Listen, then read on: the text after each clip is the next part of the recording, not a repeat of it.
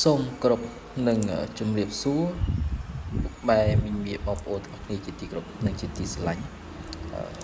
ខ្ញុំសំកម្មបកុបបុរាណរបស់ខ្មែរយើងជិតបានមួយខ្សែដៃទៀតហើយបូកទាំងទុយពីរគាត់នឹងຂະຫນາດ10លីជាងបងប្អូន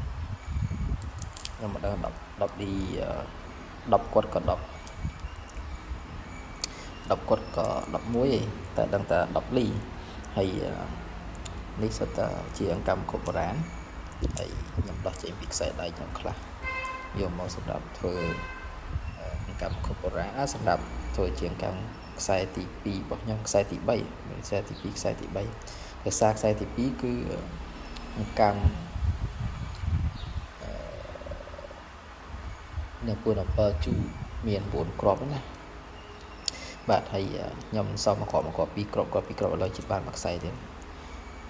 ខ្វះក្រែលដែរណាឥឡូវមានធំ2 4 5គ្រាប់ណាហើយសន្ទុះមាន4គ្រាប់ពទ្រា2គ្រាប់ហើយគ្រាប់តូច1គ្រាប់ហើយរួមជាមួយនឹងភ្លុក21លី1គ្រាប់ចឹងអាចដាក់ទៅចុះទៅមានលទ្ធភាពអាចជាវបាន5-6គ្រាប់ទៀតដឹងតែបានមួយខ្សែដៃតែមិនយូរទេបើខ្ញុំបងថាខ្ញុំជាវតែសារសំខាន់លុយដែរមានបច្ច័យជាវអត់ចឹងណាព្រោះឥឡូវខ្ញុំមានមួយខ្សែនេះ14គ្រាប់ឥឡូវមាន14គ្រាប់គឺ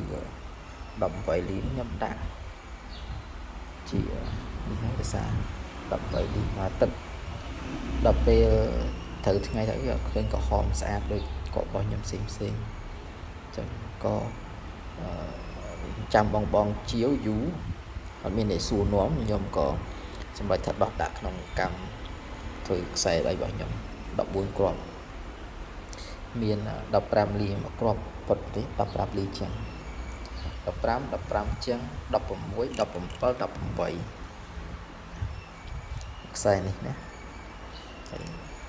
វីដេអូមុនខ្ញុំបានបង្ហាញជូនហើយទាក់ទងនឹងកម្មគបុរាណមួយខ្សែដែលខ្ញុំពាក់នេះ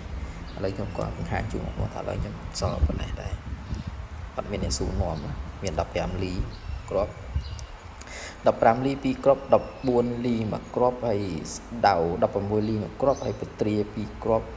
ហើយຂະຫນាត10លីជា2គ្រាប់ដែរចឹងតិចចិត្តអាចនឹងសំតិចចិត្តមានលុយមានកាក់អត់ចាយអត់ហ៊ានចាយញ៉ាំនំញ៉ាំនេកទេទិញតែរបស់អញ្ចឹងយកមកណាហើយចាំតាមដានវីដេអូរបស់ខ្ញុំតទៀតបើសិនជាខ្ញុំមានទៀតខ្ញុំបង្ហាញជូនទៀតរបស់ខ្ញុំជាវអត់ខ្ញុំជាវជាស្រ័យខ្ញុំជាវមកខ្ញុំលក់អត់ចេញខ្ញុំជាវអត់ចេញគឺខ្ញុំជាវថែមទៀតដើម្បីមានវីដេអូផុសក្នុង Channel YouTube ដើម្បីបង